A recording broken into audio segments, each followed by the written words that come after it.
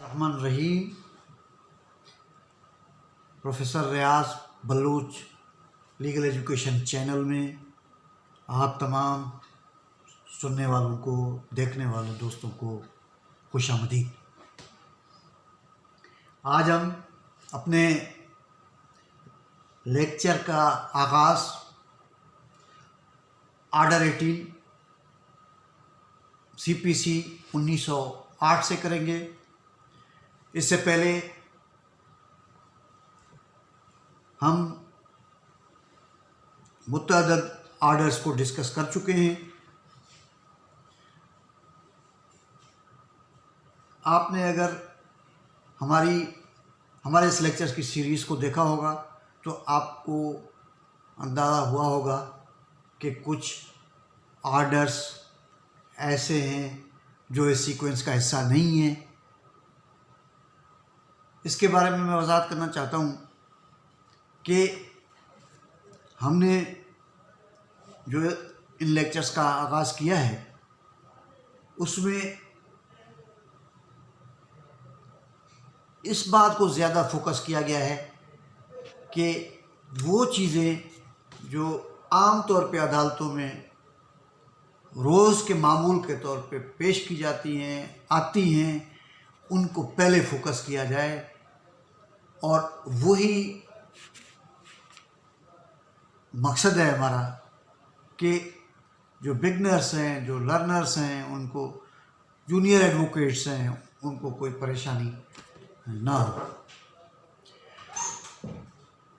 और मज़ीद ये मैं आपको बताना चाहता हूँ कि हमने जजमेंट्स को,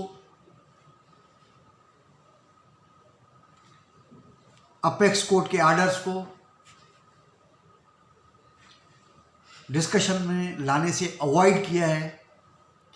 वजह यह है कि जैसे कि मैं पहले कह चुका हूँ कि ये उन लोगों के लिए हैं जो लोग लॉ से ज़्यादा वाक़फ़ियत नहीं रखते और अगर उनको जजमेंट्स और कोर्ट आर्डर्स, जो अपेक्स कोर्ट के आर्डर्स हैं, उनको भी इस लेक्चर में शामिल किया जाए तो यकीनन इसमें एक तो बहुत ज़्यादा वक्त दरकार है और दूसरा ये कि उसको खुद इटसेल्फ जजमेंट्स को समझाना और उसको एक्सप्लेन करना खुद एक काम है। और फिर इमीडिएट नीड जो है वो बिगनर्स और लर्नर्स की ये है भी नहीं। उनका जो उनके पेश नज़र जो बात होती है वो ये होती है कि एक जनरल टर्म्स में जो है ना, जो भी हमारा जो लॉ है वो किस तरह से अप्लीकेबल होता है। आज hearing of the suit and examination of witnesses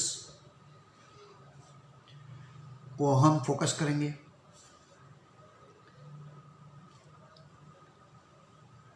असल में जो सूट फाइल करता है,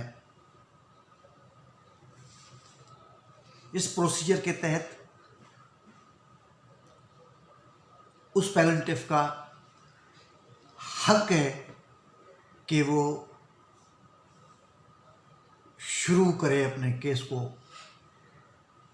पेश करने के लिए या प्लीड करने के लिए। राइट टू बिगिन उसके पास है। अगर एडमिशंस नहीं होती, अगर डिनायल्स होते हैं तो डिफेंडेंट्स का ऑटोमेटिक राइट इस्टेब्लिश हो जाता है कि वो उस पर अपना पॉइंट ऑफ व्यू, नुक्ते नज़र जो है ना वो प्लीड करे।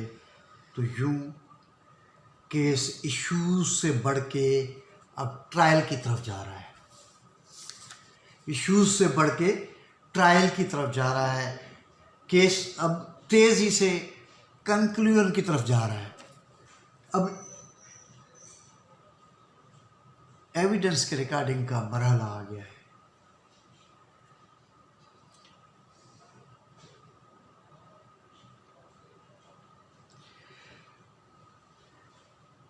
इसमें रूल 4 क्लियरिटी से कहता है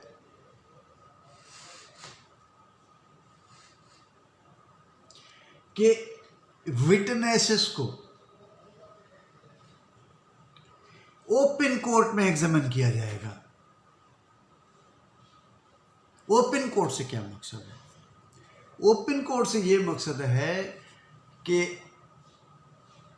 अवामुन्नास, मुत्तलिका लोग, या जिसकी ख्वाहिश है कि कोर्ट के प्रोसीडिंग्स को देखे अपने आंखों से, तो उसके लिए कोई बाइंडिंग नहीं हो कि वो कोर्ट में नहीं आ सकता है। ओपन कोर्ट प्रोसीडिंग्स होंगी, ओपन कोर्ट में विटनेसेस रिकॉर्ड होंगे, और ये ट्रांसपेरेंसी का तकाजा है, ये कानून का तकाजा है, ये शफाफियत का तकाजा है।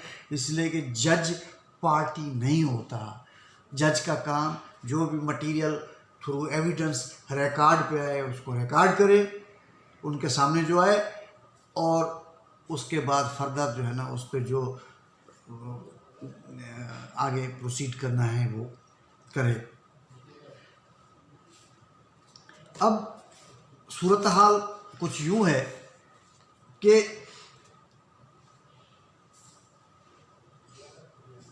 अगर जो डिपोजिशन है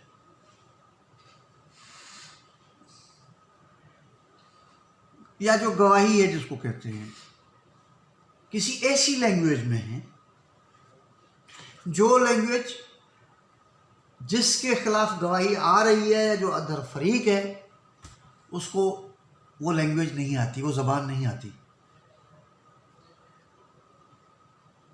तो उसको तर्जुमा करके बताया जाएगा उस कोर्ट में कि जनाब आपके ख़िलाफ़ ये चीज़ें बतौर गवाही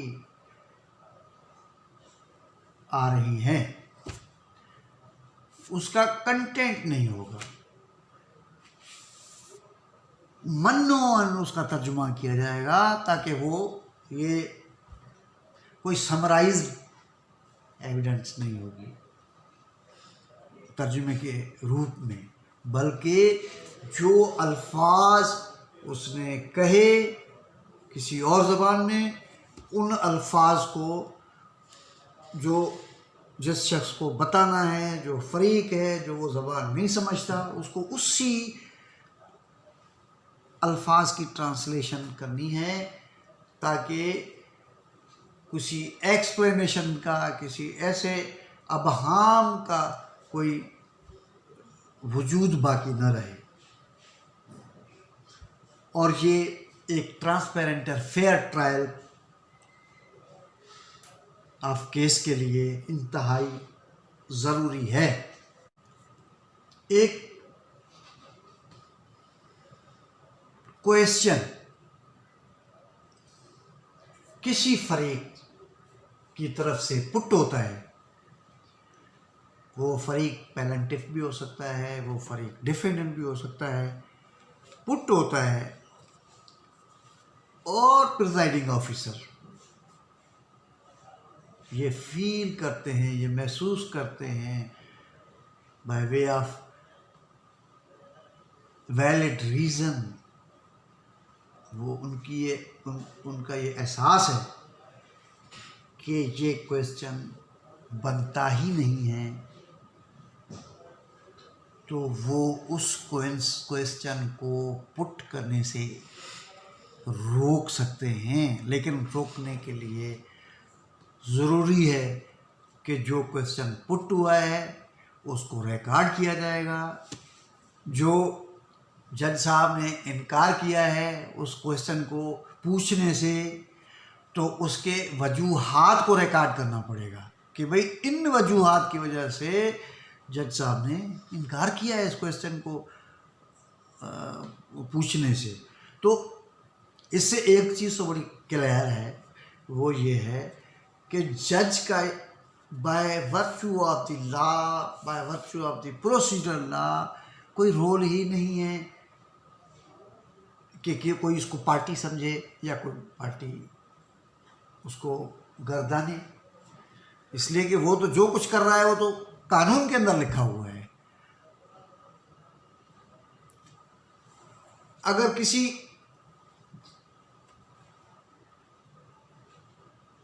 गवाही के दौरान कोई ऐसा पॉइंट बतौर क्वेश्चन किसी फरीक से पूछा जाता है जो स्कैंडलस है, जिसका फैक्ट से कोई ताल्लुक नहीं है, जो प्रोपेगेंडे के लिए इस्तेमाल हो सकता है, किसी और मकासद के लिए यूज़ हो सकता है, और इसको कोर्ट का हिस्सा कोई बनाना चाहता है थ्रू एविडेंस, तो जाहिर है जज का ये राइट है कि उसको इनकार कर दे, ताकि किसी की किरदारकशी, किसी की जो खिलाफ मुहिम, उसको रोका जा सके। और जज को ये पाबंद किया गया है कि अगर वो इनकार करेगा तो उसके रीज़न लिखेगा, क्वेश्चन लिखेगा। तो इससे ज़्यादा और क्या बेहतर तरीक़ाकार हो सकता है केस को प्रोसीड करने का, और इस तरह की जो बेमानी चीज़ें हैं उनसे बचने का, कोर्ट के टाइम को ज़ाया करने।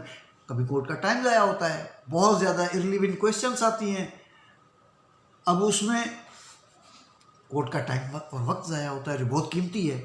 कोर्ट कह सकती है कि जी ये इररिलेवेंट क्वेश्चंस हैं, इसका इनफैक्ट से इससे कोई ताल्लुक नहीं है, तो उसकी रीज़न लिखेंगे ताकि कोर्ट का टाइम भी तो सेव करना है। तो इस तरह की कई एग्जांपल्स दी जा सकती हैं जिसकी बुनियाद पर कोर्ट मना कर सकती है क्वेश्चन पूछने से, लेकिन उसको प्रोसीजर जो लिखा हुआ है उसको फॉलो करना पड़ेगा।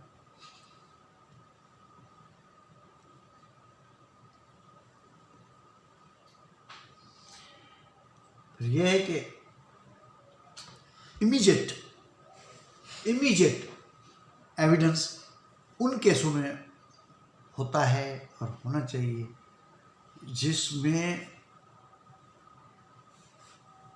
गवाह अवेलेबल है अभी, लेकिन बावजूद वो जाना चाहता है, मुल्क से बाहर जाना चाहता है, उसकी डिसेबिलिटी है हो सकती है, या कोई और इम्कानी तौर पे कोई चीज़, या on the basis of reality genuine reason की बुनियाद पर अगर वो अवेलेबल नहीं होता है तो उसकी इमीडिएटली जो है वो एविडेंस उसका रिकॉर्ड किया जा सकता है। और एविडेंस रिकॉर्ड करने का मकसद ये है कि जो क्वेश्चन ऑफ लॉ है या इशू ऑफ लॉ है और इशू ऑफ फैक्ट है वो कहीं रह न जाए, मिस ना हो जाए, और जो सैटिस्फिकेशन जो सरकमटेंसेस की है, जो हालात की है, जो फरीकैन की है, वो कहीं मिस ना हो जाए।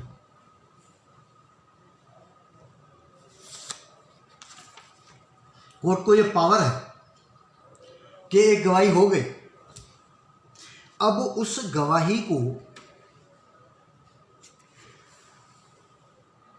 किसी भी रीज़न, जो हकीकी रीज़न हो, उस रीज़न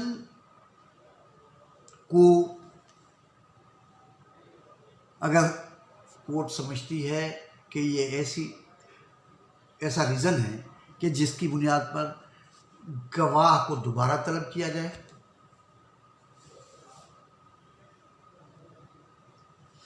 तो उस गवाह को दोबारा तलब किया जा सकता है और उससे दोबारा क्वेश्चनिंग की जा सकती है। गो कि वो पहले भी गवाही के लिए विटनेस बॉक्स में आए हैं,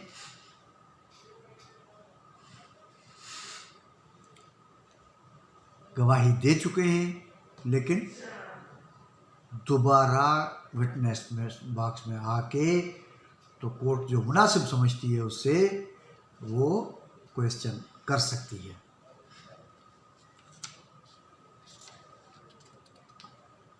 इस लेक्चर का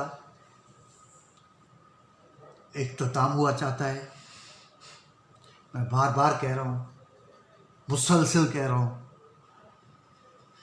कि हमने इन लेक्चर्स को डिज़ाइन इस तरह से किया है कि सहल ज़ुबान में, आसान ज़ुबान में, ज़्यादा कानूनी इस्तिलाहात को इस्तेमाल किए बगैर अवाम उन्नास तक, कानून के तालिब इल्मों तक